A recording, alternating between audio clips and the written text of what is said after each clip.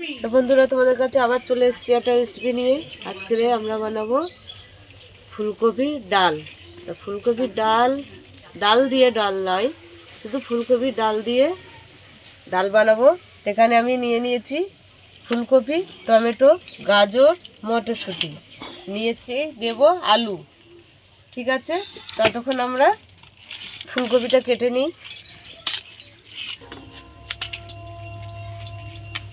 ফুলকপিটা আমি কেটে নিচ্ছি। তো আমি শুধু ফুলগুলোই নেব, কোনো ডান্ডিগুলো কিচ্ছু নেব না, এই ফুলকপির ফুলগুলো নেব খালি। তো আমাদের এখানে ফুলকপিটা কাটা হয়ে গেছে, তো এইভাবে আমি এবারে ধুয়ে সিদ্ধ করে নেব। তো আমি তো জল দিয়ে দিয়েছি, এই ফুলকপিটা দিয়ে দিলাম, চাপা দিয়ে দিলাম, আগলা করে দিলাম। কপিটা দেখো সিদ্ধ হয়ে গেছে একদম। নেড়ে নেড়ে আমি একে, আমি এই জলটা ফেলবো না।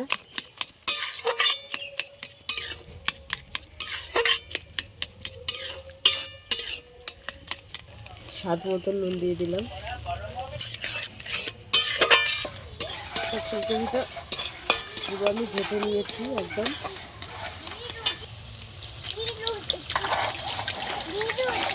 দেখো পুরো একদম ডালের মতন করে নিলাম। হলুদ দিয়ে দিলাম, তো ফুটে গেছে, আমরা নামিয়ে নিচ্ছি। তো কড়াইতে তেল দিয়ে দিলাম, যেটা আর আলুটা ভেজে নেব। আলুটাও দিয়ে দিলাম, ভেজে নেব। আলুটা আর গাজরটা ভাজা হয়ে গেছে, তুলে নিচ্ছি। শুকনো লঙ্কা দিয়ে দিলাম, দুটো এলাচ দিলাম, দারচিনি দিয়ে দিলাম, তেজপাতা দিয়ে দিলাম, পাঁচফোড়ন দিয়ে দিলাম, টমেটো কুচি দিয়ে দিলাম, কাঁচা লঙ্কা দিয়ে দিলাম, আদা দিয়ে দিলাম, মটরশুঁটি দিয়ে দিলাম। ভালো করে কষিয়ে নিতে হবে।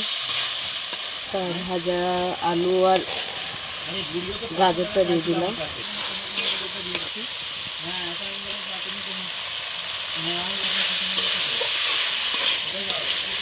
একদম কমপ্লিট। এবার ফুলকপির ডালটা আমরা ঢেলে দেবো, ঢেলে দিলাম।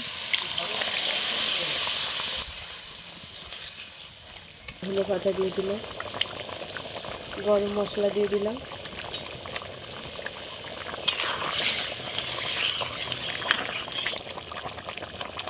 ঘি দিয়ে দিলাম।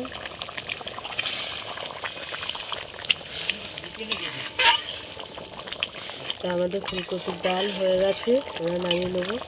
বেশি ঘনও না, আবার বেশি পাতলাও না, ঠিক মাঝারি আছে। দেখো, তো নামিয়ে নিচ্ছি আমরা। আমাদের ফুলকপি দিয়ে ডাল হয়ে গেছে। তা তোমাদের কেমন লাগলো বলে দিও, আর অনেক অনেক শেয়ার করে দিও। শেয়ার করে দেবে, কমেন্ট করে দেবে, আর ফেসবুকে ফলো করে দেবে, ইউটিউবে সাবস্ক্রাইব করে বন্ধু হয়ে পাশে থাকবে। টাটা।